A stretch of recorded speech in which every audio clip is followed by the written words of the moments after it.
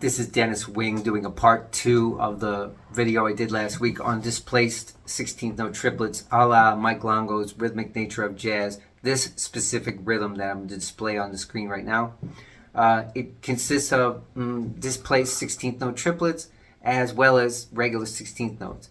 And so that's a relatively complicated rhythm. We're going to break it down into 3 different sections. The first section is on beat 3, where the 16th note triplet comes in on the E of 3. So what we're going to do is first get the feel of the 16th note triplets. We're in the key of B flat minor, so you can just play.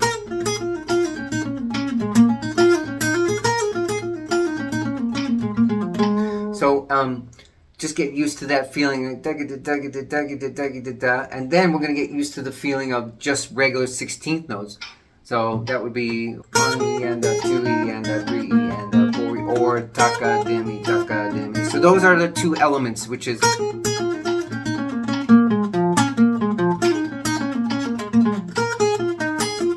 you have to get the sound of both of those in your head before you do anything else. And so now on beat 3 we have to displace.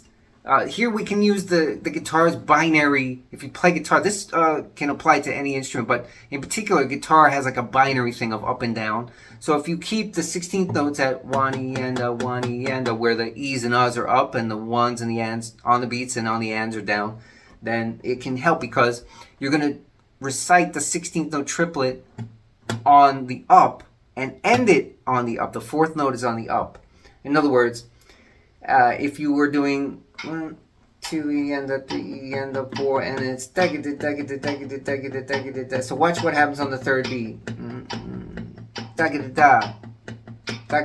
going to do it on the 1st and the 3rd beat just to demonstrate. And notice that my pick is up when I start the triplets, and then it also ends on an up because there's another 16th note right after that.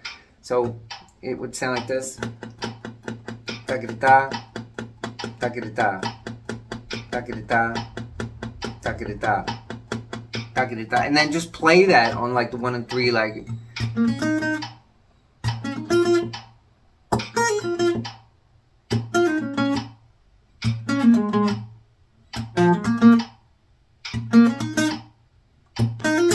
It's not that hard in and of itself, so that takes care of beat 3. The specific rhythm that's there is. Right, so 2, 3, right? So, and then go to beat 1. The 16th note triplets, which is this. It's this these set of notes, and it comes in on the end of 1. So let's do that. It would be, if you did it twice in a bar, it would sound like this. But we're only doing that in the second half of the beat. So picture it twice, like so.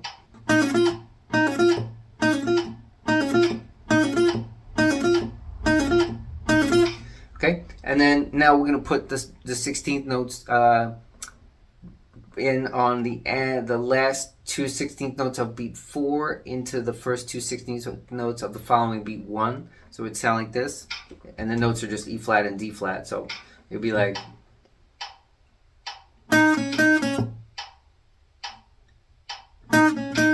So that part's easy, and then if you try and put it all together, it might sound like this. 1, 2.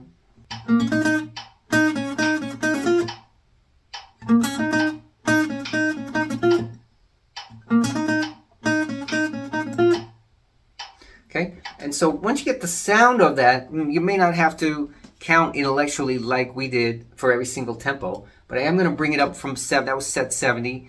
I'm going to bring it up to 80, 90, 100, and then 110 is where it was on the recording in the Mike Longo presentation. So here it is at 80. Try and play along with me. And at every new tempo we do, it's a good idea to get the sound of the 16 note triplets as well as just the regular 16ths. In other words, 16 note triplets. And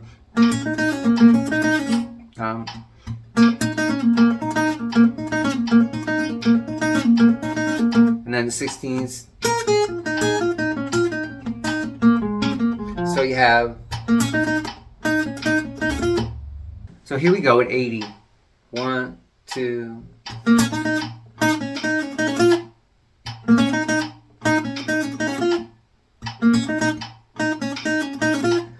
now 90. First, we're going to get the sound of the 16ths. I mean, the 16-note triplets.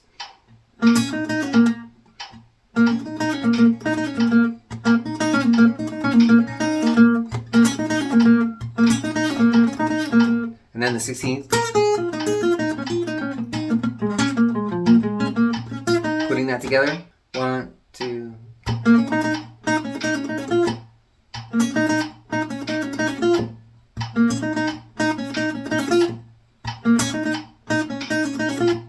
Okay, now 100. Let's see, there's 16-note triplets.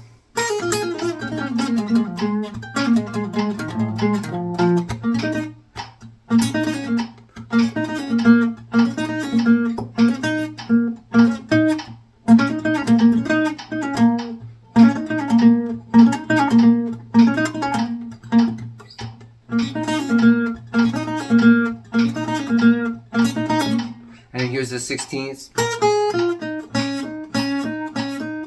And then putting that all together. 1, 2, 3.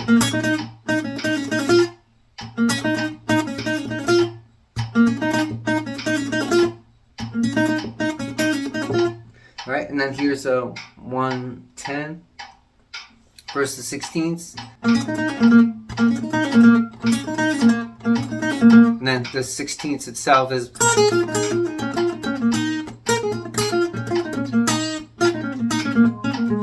So putting that all together, we got 1, 2, 3.